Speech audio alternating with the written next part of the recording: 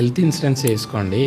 పిల్లోడు పుట్టగానే 21st day అని ఫంక్షన్ చేస్తాడు, 3 నెలలకు మళ్ళీ ఉయ్యాలని ఇస్తామని ఫంక్షన్ చేస్తాడు, బర్త్డేకి ఫంక్షన్ చేస్తాడు, ఉన్నా లేకున్నా బరాబర్ ఫంక్షన్ అవుతుంది. తెలంగాణలో అయితే ఏట దిగాల్సిందే. ఏట దిగడానికి ఎన్ని వేలు ఖర్చు అవుతున్నాయి, ఊర్లో ఎవరినో ఇంప్రెస్ చేయడానికి చేస్తున్నాం. ఆ పైసలు పెట్టుకుని వ్యాక్సిన్ వేసుకోరా, 1 year లో వ్యాక్సిన్స్ అన్ని వస్తాయి ఆ పైసలతోటి. ఈ మాట చెప్తే ఎవరికి నచ్చదు. ఎందుకు ఆ ఫంక్షన్స్, ఎవరి కోసమే వీళ్ళకు? ఏదేమైనా కానీ ఫంక్షన్ చేయాల్సిందే. ఈ అనవసరమైన వాటికి పోయే బదులు ఈ డబ్బులు కూడా పెట్టుకొని పిల్లలకి హెల్త్ ఇన్సూరెన్స్ కట్టు, పనికొస్తుంది కదా. I'm from well to do family, ఇప్పటి వరకు నా అబ్బాయికి బర్త్డే ఫంక్షన్ చేయలేదు. I use that money for something good. అవసరం లేదు లేనిపోయిన జనాలను పిలిచేసి షో ఆఫ్ చేసుకోవడం వల్ల ఏమీ రాదు. వాళ్ళు తినిపోయిన రేపటికి అయిపోయింది. ఏం పర్పస్ సర్వ్ అవుతుంది. ఇప్పుడు నువ్వు తిండి పెట్టేది అట్లీస్ట్ అన్నదానం కూడా కాదు కదా, నీ చుట్టాలు కదా, వాడికి ఇంట్లో తినలేదా, ఎందుకు చేసుకుంటారు ఫంక్షన్?